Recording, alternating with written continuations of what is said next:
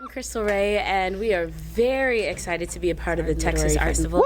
On the panel before you, you are looking at three women who have self-published, created their own companies and production companies at some level, and are pushing forward ideas in a world where that opportunity sits before us. So we thought we'd talk a little bit about how to dive in if you're interested, and some scrapes we've gotten along the way, and some solutions we've discovered that we want to pass along to you.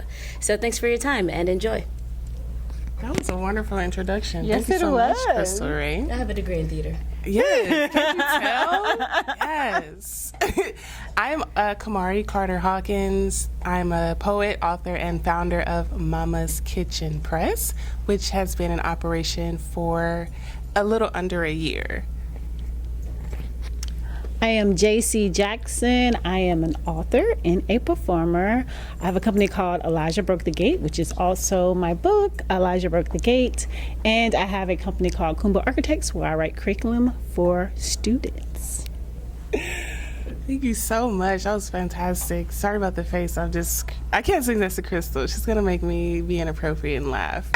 We just realized you had too much, so that might be really loud. But yeah. So we're going to start off this panel. It is called Self-Publishing is Not a Solo Act. And so what we're going to do is we have some questions here that we are going to pose. We're going to answer and give some feedback. And then after that, we will open it to our wonderful audience members who are here in case they have any questions about self-publishing. So the first question we have here for you is which pitfalls would you avoid, or any lessons that you've learned throughout your self-publishing journey? Well, I guess I'll start, and this is Equation. He's a puppet part of one of my companies. So I think one of the pitfalls is that it's self-publishing, so it feels like it should be a solo act. It feels like a pull yourself by your bootstraps kind of situation where you should be able to figure out all of the elements on your own.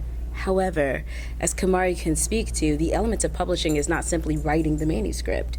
There are a number of leaps and jumps, and sometimes we feel a little bit funny about asking for help in a state that prides itself on doing things by itself. Among culturally, this like single lady shoulder handshake in the air thing that we pride ourselves on, all of it, I think, slows down the process of making something really beautiful. It is self-publishing, but it is done in a community when it's done at its best. Yeah. The question was what pitfalls? Yeah, which pitfalls would you avoid, or any lessons that you've learned? I'll piggyback on what Crystal Rae said, doing it by yourself. So my book, Elijah Broke the Gate, I published last year in September, and it was crazy. At the same time I was trying to publish, my father broke his neck and became quadriplegic, and then we became instant caregivers. And then I got COVID like a few weeks before I was supposed to publish my book. And so if I was doing it by myself, I guarantee I would have quit. But fortunately, I actually hired Miss Camari Hawkins to be my book doula, and she was able to help me stay on track with all the craziness in my life. Self-publishing is very doable, and I encourage anyone to do it. So me, I self-published, but it was really a hybrid publishing because I had someone doing like half of the work for me. I just wrote the book, and then she edited, and she made sure everything else went through. And if I wouldn't have had her, I would not have published my book. I would have stopped because life was crazy, COVID happened, but while I was sick or while I was trying to figure out what was going on with my father, she was able to keep everything going. So when it was time for me to release and I had my book release party, I was ready and excited and everything was great. But that's because I didn't do it by myself. Those are great answers, and I'll speak to that. Before I started the press in 2019, I self-published a journal, Right Back to You, and before then I was published by a small press. And one thing I would probably avoid, when I did the journal, I did do it all by myself, but I initially created it for myself. It was a journal. I was like, hey, I want to use this for myself and maybe share with some friends. But if my intention was to really, I sell it to people and I offer it up, but there are some levels, like I would have definitely hired an interior designer. Like I did it in Microsoft Word. This was pre-everything. And I was like, oh, I could do it. And I did it, but I think that it could have been another level of professionalism and like look to it had I, did the other steps. But my intention was a little bit different. So that's what I would advise. If it's just something for you to enjoy, some people do that. They write books for themselves and they're like, hey, I'm good. Then you could do that. But if you're like, hey, I want to make this a thing, I'm a brand, I have a message, I want to sell this, definitely don't go at it alone.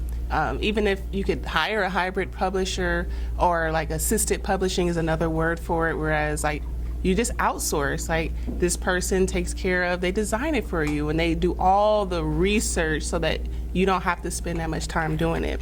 So, can I piggyback on something you just said?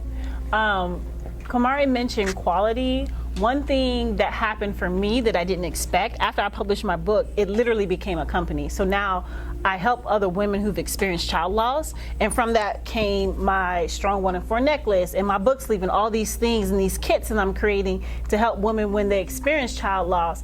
But one of the things that's very important to me is to have a very high quality.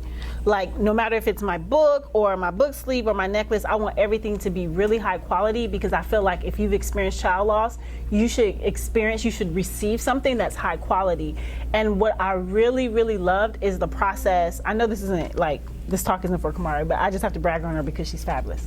The process that she did to make sure that everything was quality.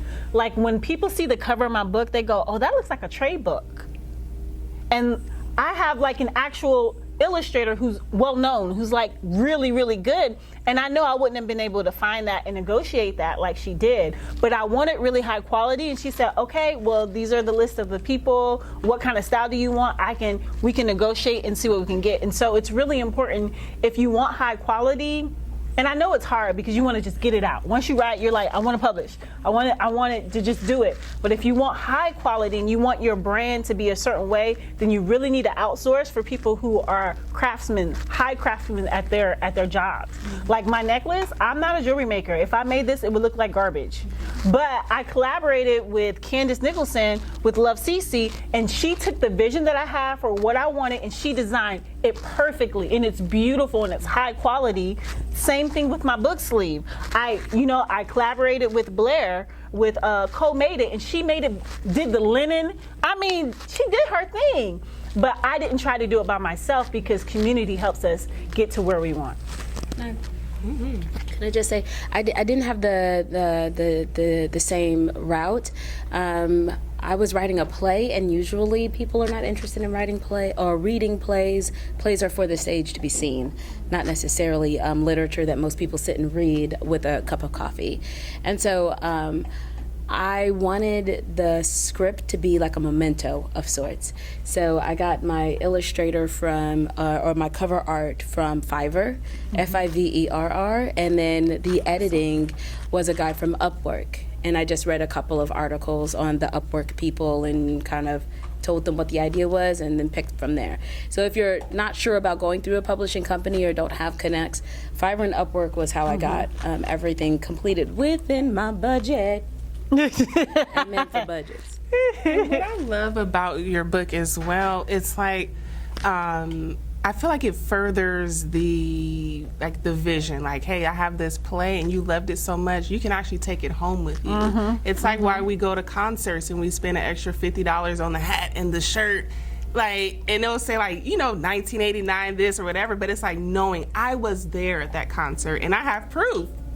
And so that's what I love about that book too, is like, even if you may feel like, oh, this isn't like marketable, but it is, like you can always piece it with other things you're doing. And that's the beauty of self-publishing, because I feel like when you go with a publisher, they don't always catch that vision. They're like, oh, what do you mean? Like, we're trying to just sell books or put it in bookstores or this or that. And so I feel like that's one of the reasons why self-publishing is so valid, because you have your own vision for things and you can execute it how you want. Yeah. And the book got me some work because they had the book. I got some other opportunities in Houston with other play performances because they read it. And initially it was just supposed to be on the table, like you were mentioning, merchandise to purchase at the end of the show. But because the book existed, I got brought into some other rooms. And so self-publishing does allow you to do to jump through some different hoops and maybe even open up some different opportunities that going through a traditional route, because that market is not their market. It isn't necessarily going to be something they want to jump into. So, yeah. I love that. Well, we kind of talked about, our next question is, if self-publishing is not a solo act, who is on your team? I think you all kind of mentioned that. I don't know if you want to, should we glaze over that or skip past, or do you want to read? Yeah. No, I think you should take us through that, Camari, because you know that world a little bit. Like, who do we need if we're going to jump out there and do it? I don't know what Emily is called, but she's fabulous. You should talk about needing that. Yeah. I think you should have, who should be on your team? If you're doing it if you're not going through like a hybrid publisher, I'll talk about both. Like on your own, like building your own team, you will need an editor because our minds glaze over. Like we fill in the gaps automatically because we wrote it. So you're like, of course it says if instead of ig, you have to have an editor. You have to have a cover designer. And I can't stress that enough because, I don't know. I think because I've been in the publishing world so long, not very much like in like a big publisher, but my publishing journey started with a very small press in LA called World Stage Press, and I was their manager for about 3.5 years. And I feel like I can spot when a book looks self-published. And that's not always a bad thing. Like sometimes I'm like, Dana X looks really good. And some I'm like, I could literally see it from across the room. I'm like, yo, that's Canva right there. Like I can even like spot like, yo, that's like Abro fat face fonts, or but that's because I'm like so in it. But because of that, like, yeah, there's Canva and it's awesome. That's a good starting place. But sometimes you want, depending on what your vision is, hire a cover designer, hire an interior designer. That's Emily's job. Interior is like the person that you open up the book and they know like the margins. It's like a science. They know where the margins and like which fonts look good and where to place it. Can I show something really quickly? Of course. Okay, so this is why I think she's fabulous, because I had this whole theme of avocados in this tree. It's the theme throughout my book play. So Emily went in and put pieces from the art from the illustrator, and she put it throughout the book. I'm trying to show them. She not only designed it so like on this part, this is a scene, so she put it in a play scene format, but even as you turn the pages, if you're going to the next ones. Show the title page too. Hold on. She put the actual artwork and she didn't make the artwork. She put that inside the book so there's continuity throughout the entire process. And so like it just. The chapter pages. Hold on, let me show you. That. Like, how it has like the... Yeah, even here, you can see it. And that's something I would have never thought to do. I wouldn't have done it on my own. But having a team, someone who is highly qualified, they're high craftsmen in that area, they knew what to do to make it just right.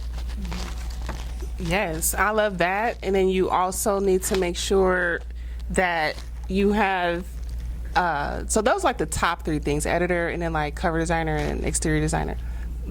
Interior designer. But you also want to make sure you have even like a checklist, and even someone to make sure you have like, did you buy your ISBN, or are you going to use the free one? The free one on Amazon is good. I use that for my journal because I knew I wasn't going to submit for contests or things where it has to be like proven that you bought one or it's published by someone else. It didn't matter to me, but it might matter to you. And so you want to make sure you have your ISBN and you get your manuscript copy written.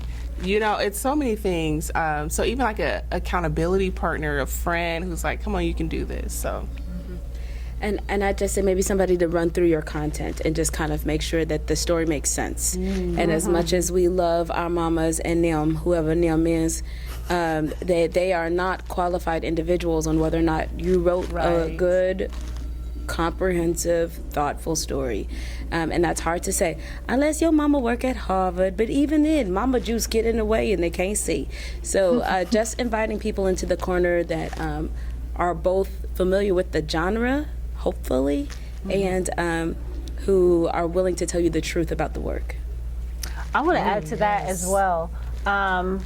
So familiar with your work, So my book it can be read as a book. You can do with a book club, but it's also a play. There's a performance that's happening. So Camari, she read through and did the editing and stuff, but I also had people who are in the theater industry read through it as well to make sure it made sense that way, as well as a book club book to make sure there were no type of issues. And so that's really important. And it doesn't matter what genre you're in. So if I switch out of Elijah Broke the Gate and I go into my company that I co-found, Kumba Architects, and we do curriculum. Even though we're fully serviced where we write the curriculum, we do all of our stuff, when it comes to the editing, we edit, but then we find someone else to edit. And that's a whole different type of genre because they're gonna see things that we didn't see when we're writing the curriculum. And so you wanna make sure you have that. And the last thing I can think about that I had that was super helpful, I know everybody has their own little set of groups and cliques and things, but I did join like 3 really amazing Facebook groups of people who were authors in my genre. And that helped me tremendously because they had information there. Some of them were famous, like literally famous. Like, I'm like, you're a famous author. Some of them weren't, but they had information that I didn't know that I could read and look into, and they were encouraging and they were willing to help. And that didn't cost anything. Mm-hmm. Your hair's on top of your head. I love it. The next question we have here is, let's talk timelines. What's a realistic timeline for self-publishing?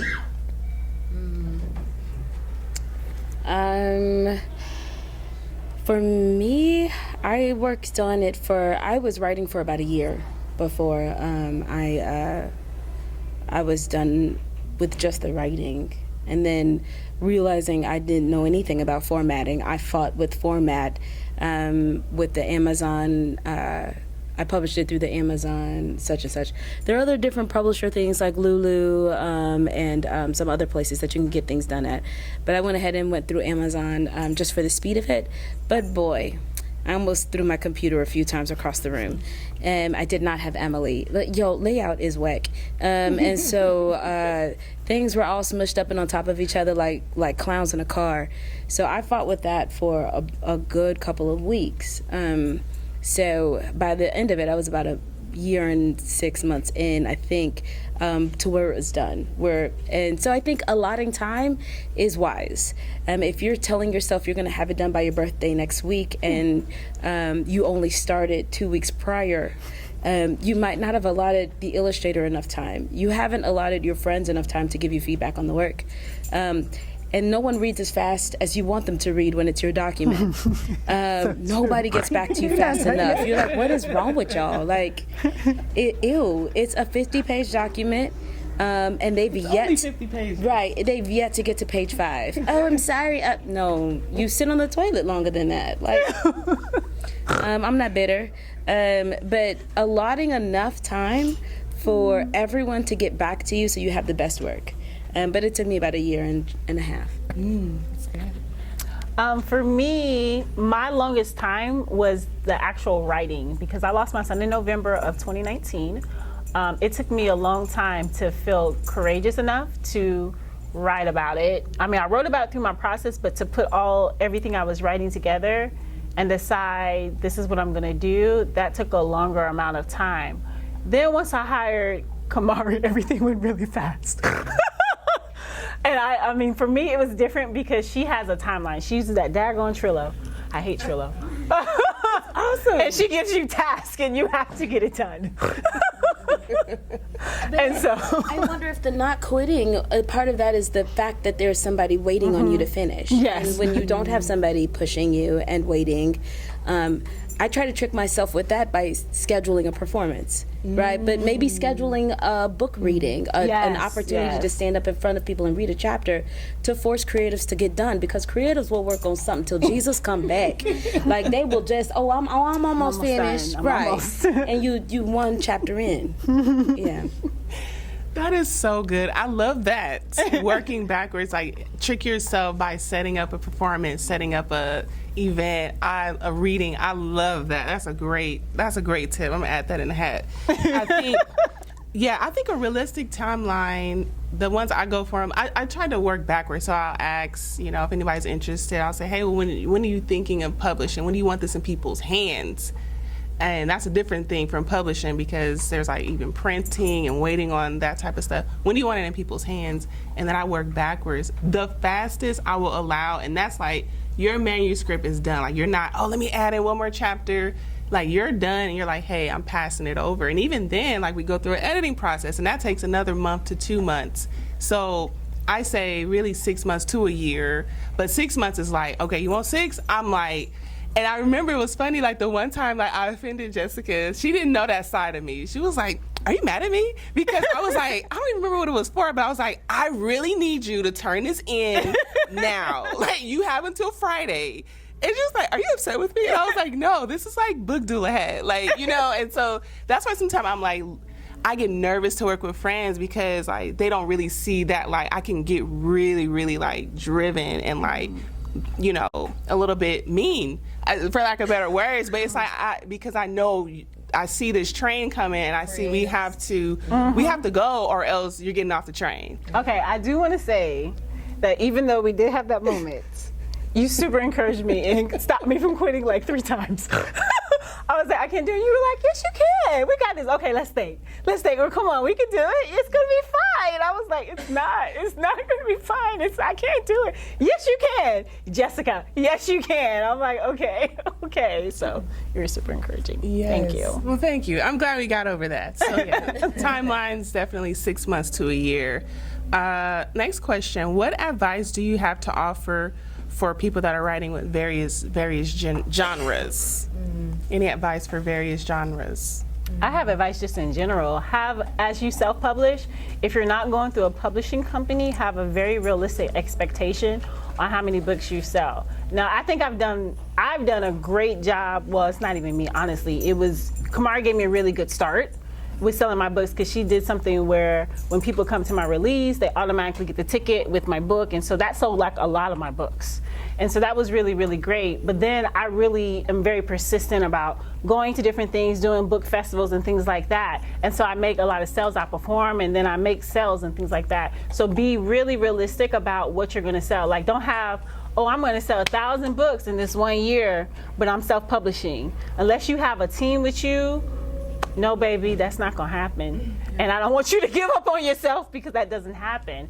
You have to get it out there, and you have to keep getting out there. Just having that expectation that once you publish, you think, oh God, praise God, I'm done. You're not done. That's when you start. That's right. Once it's actually published is when you start grinding and doing the work. Like for me to get my book into different bookstores, I had to work, I had to collaborate, I had to look for book festivals, I had to do those things, I had to advertise, social media. And I got tired of posting myself, only to hear someone say, I haven't seen you post about your book lately. What? I've been posting like 5 times a day. Do you not look? But then it's the algorithm, so not everybody sees. And so just having a very realistic expectation. I remember I read this article, and I was so upset about the article. I called Camari. I was like, it says that the average self-published person only publishes 250 books in their lifetime. And she was like, she gonna say something. Yeah, that's about right. What?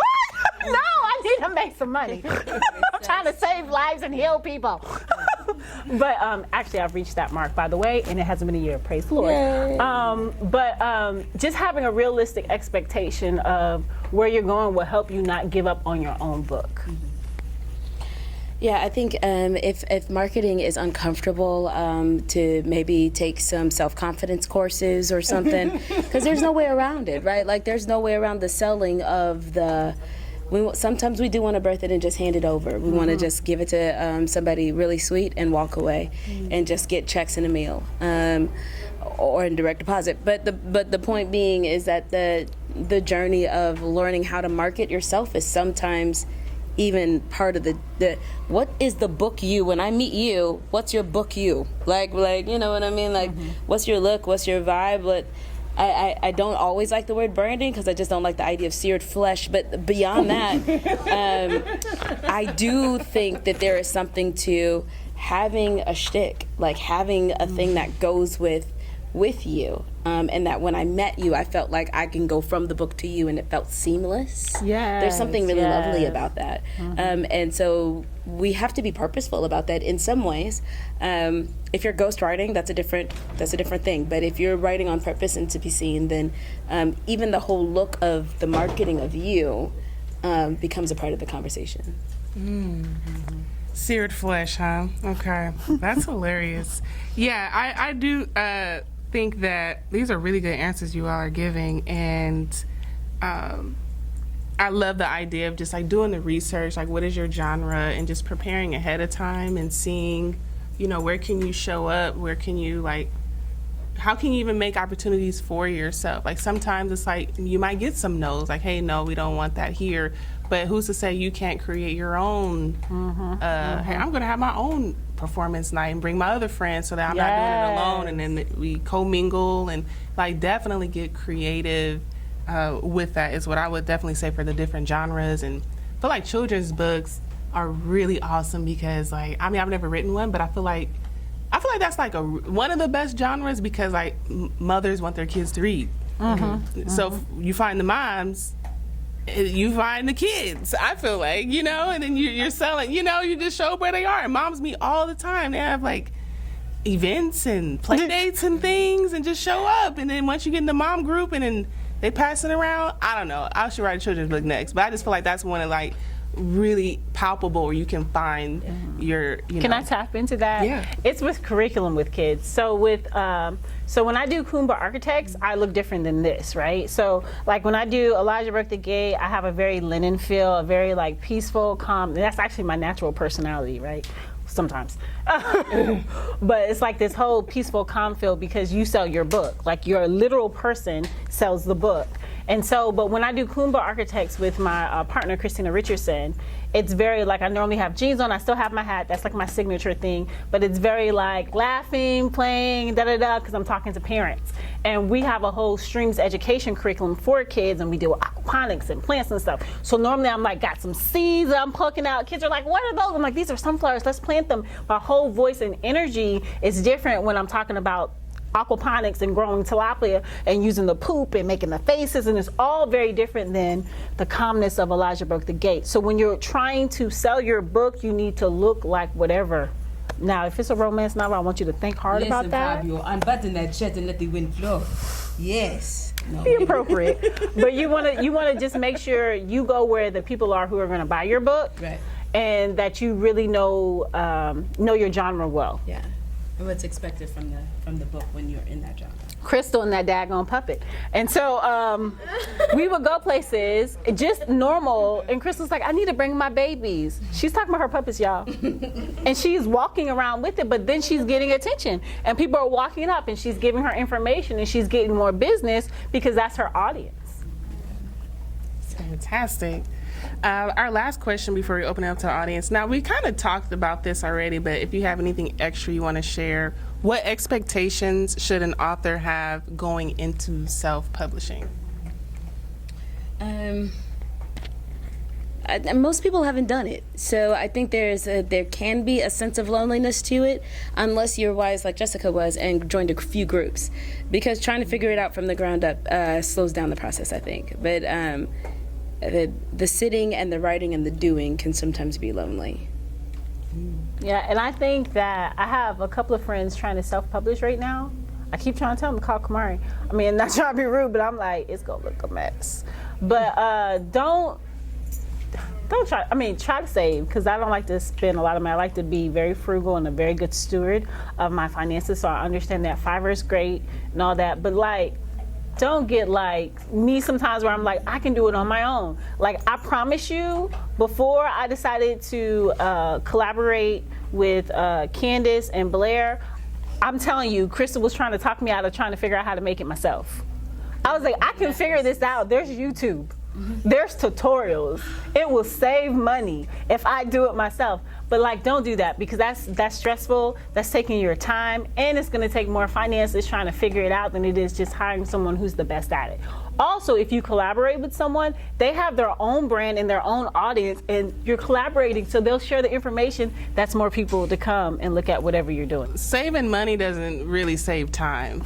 Like, you know, just thinking about researching, and there's so many scams out there and so much gatekeeping, like, oh, here's how you can do this, and you watch it and it's like, buy my master class to really show, and you buy the master class. Well, now it's the one-on-one coaching, and I hate that. I hate it.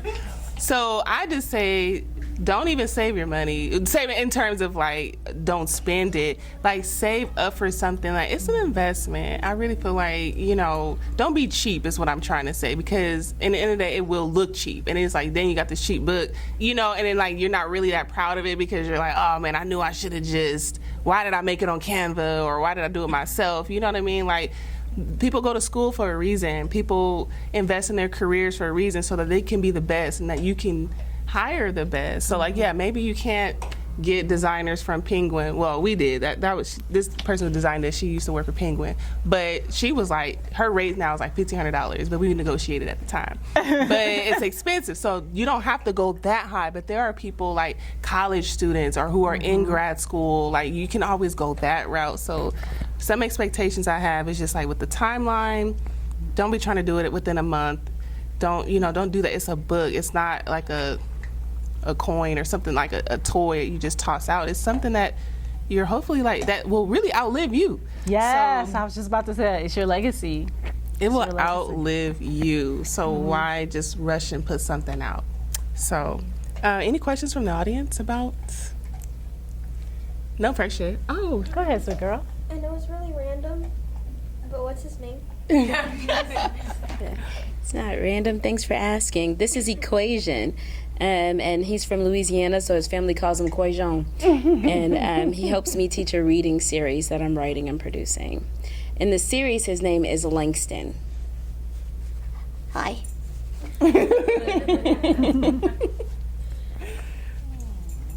that's a good question. I had a question just in general about, y'all touched a little bit on like the self-publishing roots. Like through my own research, it seems like Amazon has like the lion's share of the opportunity, but could you just speak more on, like, is Amazon frustrating and how do you like the alternatives, things like that? I'll speak to that. I actually like the Amazon platform because you can use it even if you're like a press, as long as you have the ISBN, like, you know, it's for self-publishing and, you know, whoever like has a book. I found it to be pretty easy, but that's because what's frustrating is when your file gets rejected. That's where people get hung up at. It's like, oh, it's not the right size, or the spine is off, or the this or the that. That's where working with a professional, you know, someone can get those dimensions for you, and then it's really a breeze. For me, it's been a breeze because I work with other people. But other options are Ingram Spark. The thing about Ingram, it's good if you want wider distribution in terms of like bookstores and libraries, because they can just buy your book via ISBN and something like that, and it's supposed to be a wider distribution. But whereas Amazon is a little bit limited, like I think it used to go to Barnes and Noble, like if you type on Barnes and Noble then like your book would show up there. I don't know if it still does that. It definitely doesn't go to Target, whereas like if you wanted your book in Target, you should have your book on Ingram Spark. Like it's things like that. But I find that the printing is cheaper with Amazon. It's slow. Like it takes like 2 weeks for your books to like ship. But I find it to be cheaper, faster, and I like the quality of the books. Lulu, I just avoided altogether. I just heard that it was just okay. So those are the. Here's a random side thing that I did not know when I first published, and I freaked out. And Camari was like, "Girl, you tripping." So when you publish and you go through Amazon, when they send you your proof, it's not how your book is actually going to look. Like when your actual book comes, it'll look a lot better than the proof. I don't know why they make it look weird like that, but yeah, just for anybody who's ever just freaking out, like, is this what my book's? It's not. It's not. And then there's a name, I can't, because I actually in one of the Facebook groups, there's a name for authors who don't publish through Amazon. Like there's a whole nother name. If you use everything else except for Amazon, you are called that type of author. I do want to look in some other venues to publish besides Amazon, but because I'm really trying to build quality, not just within my book, but the whole company, the whole brand, I'm working on making sure that once I publish from Amazon, the plan was next to go into specialty bookstores like this bookstore, and then go to other bookstores all over the nation. So it was like, make your plan on what you want to do, and it's working. So my book is in bookstores and I'm selling that way. I'm also selling through my website, and then I do Amazon. And once I feel like, okay, I got this, I can tackle this, then I can move into other things. I did Lulu. It was okay. This one's Amazon. But yeah, that was fun. Thank you for the feedback. Yeah. Which one are you doing? Oh, sorry. Oh, nothing yet. Just looking into it. Come on, come on. Yes, sir. It seems like there's a lot to manage with getting this together. How did you organize that? I mean, with everything going on in your lives, it seems like that's a huge project. Do you have to wake up at I hired a book doula. I'm sorry. I feel like I cheated a little bit. I hired a book doula to help me. And so she kept me going. So that's what I did. The writing part I did all on my own, but she edited and then made sure I followed my timeline to get everything else finished. that accountability? I mean, it's more than like accountability, because I feel like that word just sounds like someone's just like, hey, did you write today? No, yes, okay, bye. Like it's more than that. Like She did my marketing too. Like a collab. Yeah, she did all my marketing. So it was like a whole like system. Like I use Trello. I know she hated Trello, but like I have to see like it's a whole project management thing. Like it's timelines. It's like because you're working with multiple creatives, multiple people who are working on the book.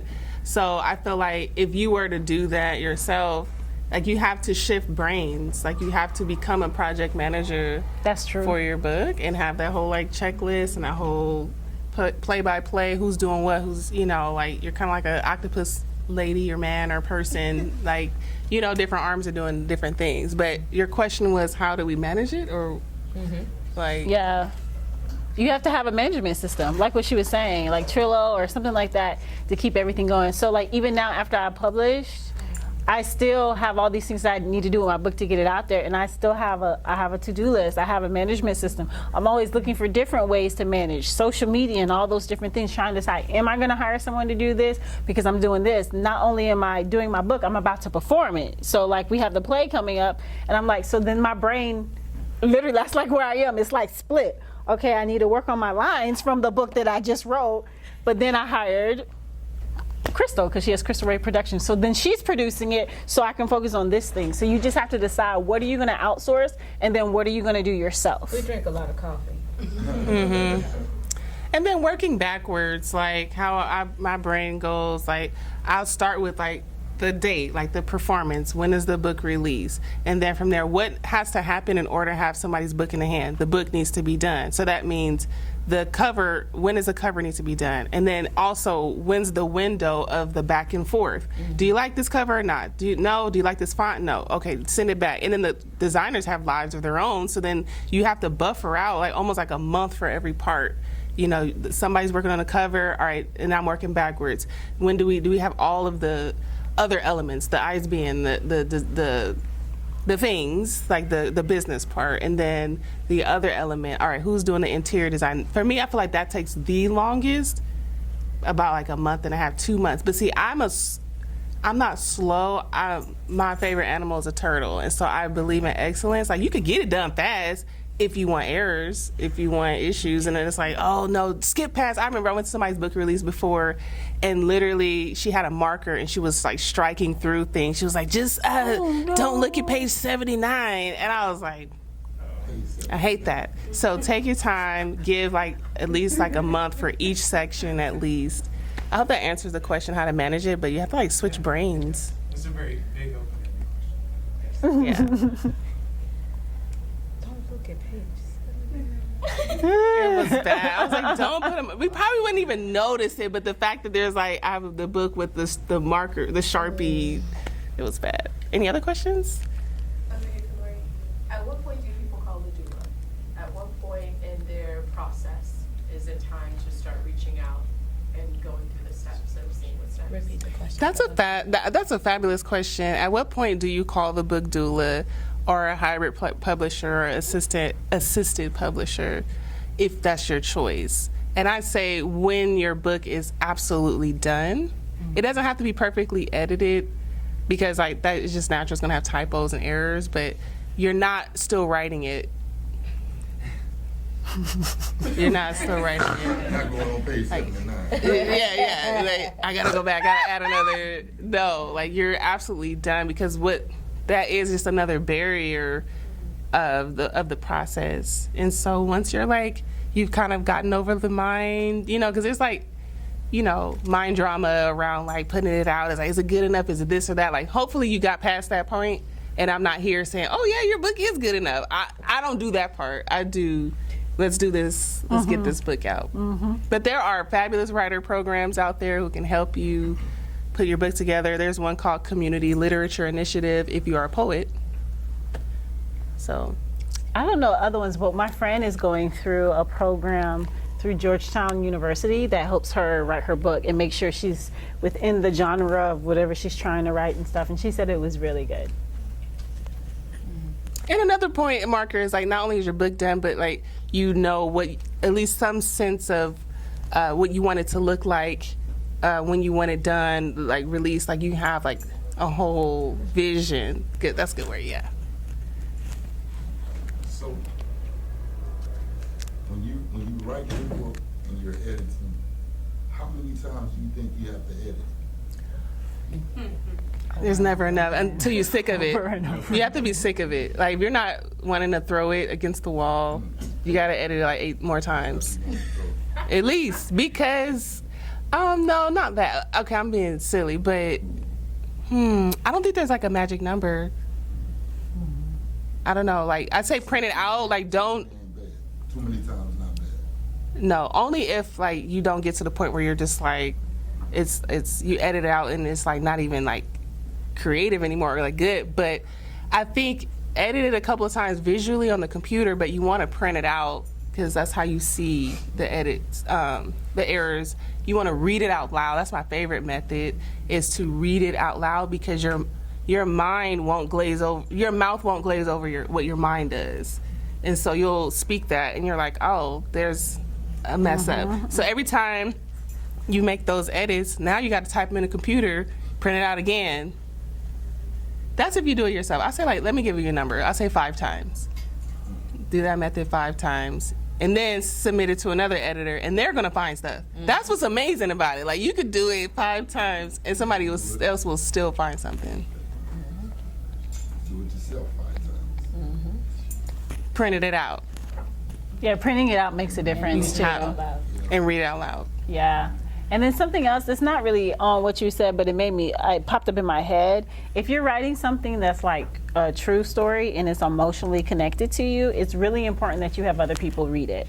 Because something you write might actually suck, but it's hard for you to realize that because you're emotionally connected. So like, not everything I wrote, and then even the other people, because it's an anthology, so there's other people's child loss experiences in my book. Not everything that was written got put in the book.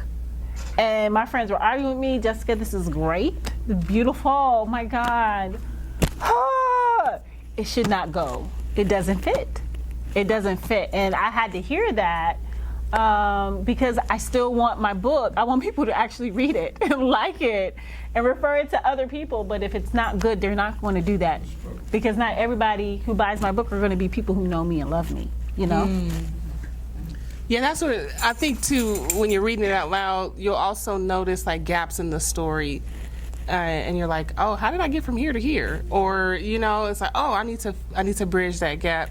And you can also hire a content editor. That's what I meant to say too. Someone that just edits. They don't do the grammar and the punctuations. They just only see the continuity, like from A to B. Did that make sense? And I think we kind of did that a little bit, like with Jessica's, but because especially if it's emotional content, sometimes you even skip over things, and it's like, well, how did you even? What happened here? So, Yeah. Good question. Anyone else? Before we're like right on time. Any arguments? Is that baby asleep yet? Yeah, let's like The pattern. And she switches. She's so consistent. Every Is time. that Elijah? Is it? No. This is equation. No. Yes. What's next for the 3 of you? Well, for me, I have the premiere of Elijah Broke the Gate in Houston at Midtown Arts Center. Please come out. It's on October 29th. We'll be selling tickets soon. It's going to be produced by Miss Crystal Rae. Yes. And I'll be performing in my show, guys. I'm nervous. I'm nervous, but there'll be other actors, and I'm very, very excited about that show. We have some other things in between there, but that's my really big thing that I'm looking forward to. That's fabulous. Well, I'm in the middle of the next thing of just have the press. We just published our very first full-length poetry book, Jaha Zainabu, I'm Writing to Tell You. Please check it out. Please, it's a fantastic book of poetry. She's a legendary poet in Los Angeles, and I'm honored. I'm Writing to Tell You. Oh, her name? Jaha Zainabu. Yeah. It just say poet, don't it? It's like, I got to pick that book up. So yeah, I'm in the middle of the thing, but also as a writer myself, I'm just also trying to finish a novel, and then I'm partnering with Jessica to put a retreat on. Yes, Breathe Houston is also in October. It's right before the play. If anyone is interested and would like some self-care, we still are selling for the retreat. It's going to be a beautiful retreat where you will have lots of time to reflect, relax, really heal. He is what's next for me. This puppet here is part of a reading series I'm working on. It's called Saving Savant. And we're helping fourth graders who are a little bit behind. So we're trying to be one step harder than Sesame Street. Where Sesame Street would teach you like M is we're hoping to teach things like FUL is full, and full means to be full of, right? So wonderful is full of wonder, right? So just one step harder. And his sister is next door if you'd like to see her. And they are lovely and they fight all the time. And so Saving Savant is my happy space. And then my very first show being produced by a company other than me, Tide, will be produced in September by On the Verge Theater Company. So that'll be a new experience. I just sit in the chair and watch it. What? I don't clean the toilets after the actors are done. I don't know what to do with all my newfound fame and all of my extra toilet brushes, but I am excited about the journey. Can I say one more thing? And the other thing, I'm going to switch from Elijah Brook the Gate to Kumba Architects, my curriculum company for kids, Streams Education. We're actually partnering with Earthlink, and we're in the process of building a geodome in 5th Ward so we can have a brick and mortar location, because we go into schools now and we work with parents that way. But we'll have a brick and mortar location where people can come, they can do their own lessons with permaculture, and they can learn from us with Streams Education, and it'll have a whole aquaponics system. Yes, we're excited. That's going to be a longer process, but we are in that process now. Awesome. Well, we're delighted to have been here. Thank you so much for the invitation. Oh, yes, sweetheart. Is the one next door, the girl, yours? My baby? Yeah. Yeah, that's my baby. Yeah, her name is Inertia. And his name is Coach. Huh? Yes, he's actually on the show. He's voiced by an actor named Arthur Romeo, because my voice wasn't quite, it wasn't. It just wasn't. But yes, Inertia's, I do voice Inertia, but it'd be kind of weird to give you her voice. Anyway, but yeah, he Hi, very good to be here. Is this thing on?